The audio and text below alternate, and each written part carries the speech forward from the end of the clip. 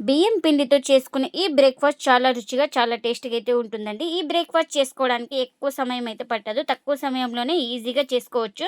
అంత టేస్టీగా అయితే ఉంటాయి. ఈ బ్రేక్ఫాస్ట్ వచ్చేసి ఇంటిల్లిపాది అందరికీ నచ్చుతుంది. అంత టేస్టీగా అయితే ఉంటాయి.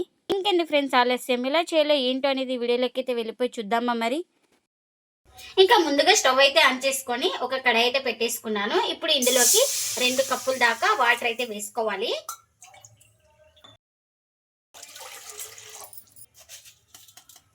ఇంకా ఇప్పుడు ఇందులోకి రుచికి తగినంత సాల్ట్, ఇంకా ఇప్పుడు ఇందులోకి 1 స్పూన్ దాకా ఆయిల్ అయితే వేసుకుందాం. ఇంకా ఒకసారి మొత్తం ఇలా బాగా కలిపేసుకుందాం. సాల్ట్ ఆయిల్ వేసుకున్న తర్వాత మనకు ఈ వాటర్ అయితే బాగా బాయిల్ అవ్వాలి. ఇంకా మనకి ఇక్కడ వాటర్ అయితే బాగా బాయిల్ అవుతుంది కదా. ఇప్పుడు స్లిమ్లో పెట్టేసుకొని ఇక్కడ 1 కప్పు బియ్యం పిండి అయితే వేసుకుంటున్నాను. ఇంకా బియ్యం పిండి వేసుకొని ఇలా బాగా కలిపేసుకోవాలి. ఇక్కడ ఉండలు లేకుండా, ఇంకా ఇలా ఎక్కడ ఉండలు లేకుండా బాగా కలిపేసుకోవాలి. ఇలా బాగా కలిపేసుకున్న తర్వాత ఇందులోకి 1/2 కప్పు దాకా బొంబాయి రవ్వను అయితే యాడ్ చేసుకోవాలి. ఇంకా ఈ రవ్వను కూడా వేసుకొని బాగా ఎక్కడ ఉండలు లేకుండా బాగా కలిపేసుకోవాలి. ఇక్కడ నేను చూపిస్తున్నాను కదా, ఇలా బాగా కలిపేసుకోవాలి. ఇప్పుడు ఇందులోకి 1/2 టీ స్పూన్ దాకా చిల్లీ ఫ్లేక్స్ని కూడా వేసుకుంటున్నాను. అలాగే చిన్నగా కట్ చేసుకున్న మిర్చి, ఇంకా ఇవన్నీ వేసుకొని బాగా కలిపేసుకుందాం.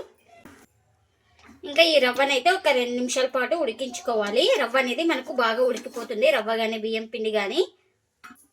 ఇంకా మనకు ఒక 2 నిమిషాల తర్వాత అయితే పిండి అయితే ఇలా సాఫ్ట్గా ఉడికిపోయింది. చూడండి ఇక్కడ చూపిస్తున్నాను కదా, ఇలా ఉంటలాగా మనకు చుడితే ఇలా రావాలి.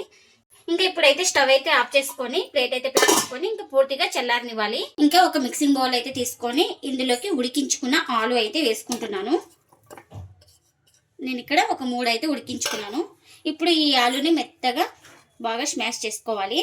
ఎక్కడ ఉండాలి లేకుండా మనం చేతితోటి కానీ లేదంటే ఆలు స్మాషర్ ఉంటుంది కదా, ఇంకా దాంతో కూడా ఇలా మెత్తగా చేసుకోవచ్చు. ఇంకా ఇలా మెత్తగా బాగా స్మాష్ చేసుకున్న తర్వాత ఒక 1/2 టీ స్పూన్ దాకా కారం, ఒక 1/2 టీ స్పూన్ ధనియాల పొడి, ఇంకా అలాగే రుచికి తగినంత సాల్ట్, వేయించుకున్న జీలకర్ర పొడి, అలాగే ఒక 1/4 టీ స్పూన్ దాకా గరం మసాలా, ఇలా చిన్నగా కట్ చేసుకున్న కొత్తిమీర, ఇవన్నీ వేసేసుకొని బాగా కలిపేసుకుందాం. ఈ మసాలాలన్నీ వేసుకున్నాం కదా, ఇలా బాగా కలిపేసుకోవాలి.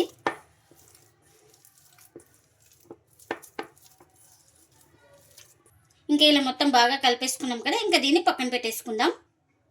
ఇంకా ఇలా పూర్తిగా చల్లారిన తర్వాత అయితే ఒక ప్లేట్లోకి అయితే తీసుకున్నాను.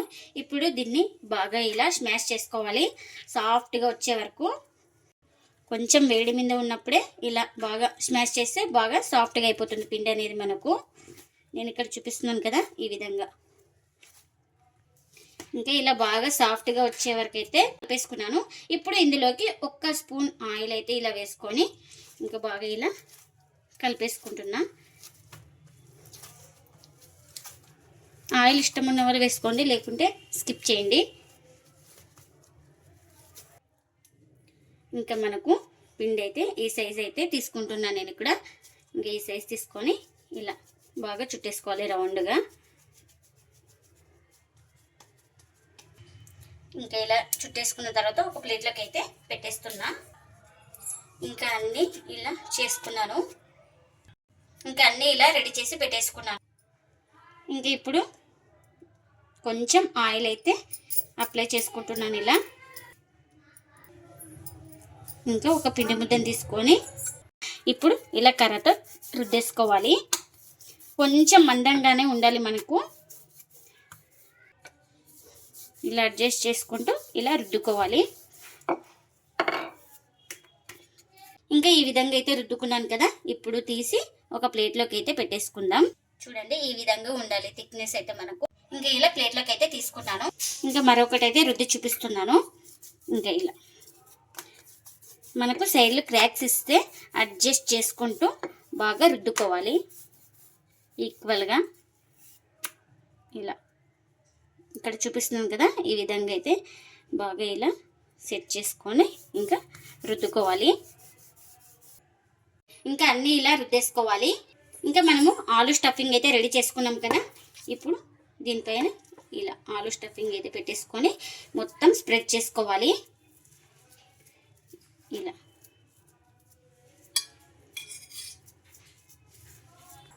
ఇంకా ఈ విధంగా మొత్తం ఇలా అప్లై చేసుకోవాలి. ఇంకా ముందుగా రుద్దుకున్నాం కదా, ఇంకా దీనిపైన అయితే ఇలా కవర్ చేసుకోవాలి.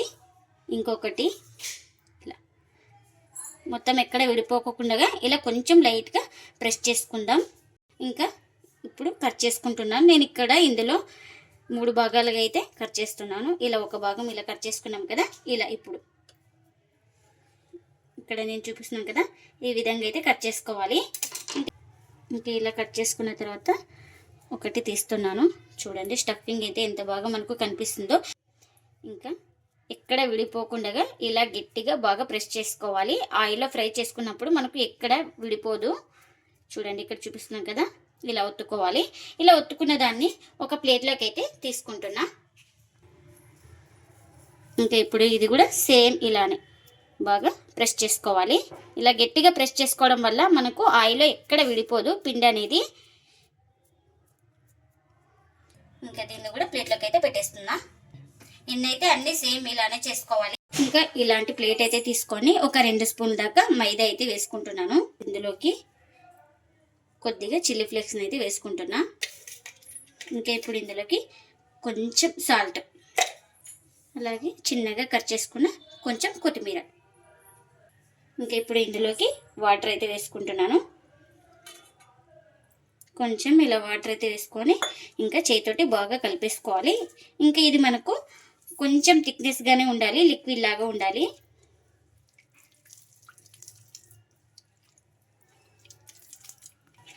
ఇంకా నేను ఇక్కడ చూపిస్తున్నాను కదా, ఈ విధంగా థిక్నెస్ అయితే ఉండాలి. ఎక్కువ పల్చాగా ఉండకూడదు మనకు, ఎందుకంటే డిప్ చేసుకుంటున్నాం కాబట్టి ఈ విధంగా థిక్నెస్ అయితే ఉండాలి. ఇంకా ఇక్కడ ఫ్రై చేసుకోవడానికి ఆయిల్ కూడా పెట్టేసుకున్నాను. ఆయిల్ కూడా హీట్ అయింది మనకు. ఇంకా ఇప్పుడు ఇలా డిప్ చేసుకోవాలి. ఇక్కడ చూపిస్తున్నాను కదా, ఈ విధంగా మొత్తం ఇలా సైడ్లకి మొత్తం ఇలా డిప్ చేసుకొని ఇప్పుడు ఆయిల్ అయితే వేసుకుంటున్నాను. ఇలా ఇంకా మరొకటి అయితే చూపిస్తున్నా. ఇలా అన్నీ ఇలానే డిప్ చేసుకోవాలి. ఎక్కడ గ్యాప్ లేకుండా బాగా మొత్తం ఫిల్ చేసుకొని ఇంకా ఇలా ఆయిల్ నిదానంగా వేసుకోవాలి. ఇంకా మనకు కడాయికి ఎన్ని పడితే అన్ని వేసుకోవాలి. ఇంకా ఇలా పైన ఇలా ఆయిల్ అయితే వేసుకోవాలి. మనకు తొందరగా బాగా ఫ్రై అయిపోతుంది. ఇలా వీటి మీద వేసుకోవాలి.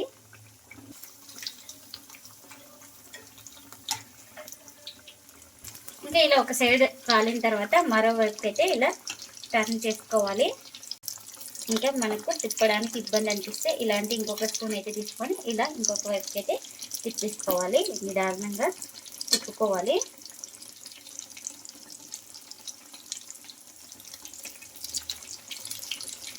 అటు ఇటు తిప్పుకుంటూ బాగా క్రిస్పీగా అయ్యే వరకు ఫ్రై చేసుకోవాలి. ఇంకా మనకు ఇవైతే రెడీ అయిపోయినాయండి. అటు ఇటు తిప్పుకుంటూ బాగా క్రిస్పీగా అయితే కాల్చుకున్నాను. ఇంకా ఇప్పుడు వీటిని ఒక ప్లేట్లోకి అయితే తీసుకుంటున్నా. ఎన్నైతే అన్ని ఇలానే చేసుకోవాలి. బియ్యం పిండితో ఎంతో టేస్టీగా ఉండే బ్రేక్ఫాస్ట్ అయితే రెడీ అయిపోయిందండి. ఈ రెసిపీ వచ్చేసి మార్నింగ్ బ్రేక్ఫాస్ట్ గాను నైట్ డిన్నర్ గాను చేసుకోవచ్చు. అంత టేస్టీగా అయితే ఉంటాయండి. అంత క్రిస్పీగా అంత బాగుంటాయి. మనకు పిల్లలు కూడా చాలా బాగా నచ్చుతాయండి. ఇంకా ఇందులోకి అయితే సాస్ అయితే పెట్టేసుకున్నాను. ఉత్త తిన్నా కూడా అంత టేస్టీగా అయితే ఉంటాయండి. నేను ఇక్కడ సాస్ అయితే సర్వ్ చేసుకున్నా. మీరు కూడా తప్పకుండా ఒకసారి బియ్యం పిండితో ఇలా ట్రై చేయండి. మీకు ఎలా వచ్చిందో కామెంట్ అయితే చేయండి ఫ్రెండ్స్. ఇదండి ఇవాళ బ్లాగ్. ఈ వీడియో కనుక నచ్చితే ప్లీజ్ లైక్ చేయండి, షేర్ చేయండి, కామెంట్ చేయండి, అలాగే లైక్ చేసి సపోర్ట్ చేయండి friends. Thanks for watching. Bye bye.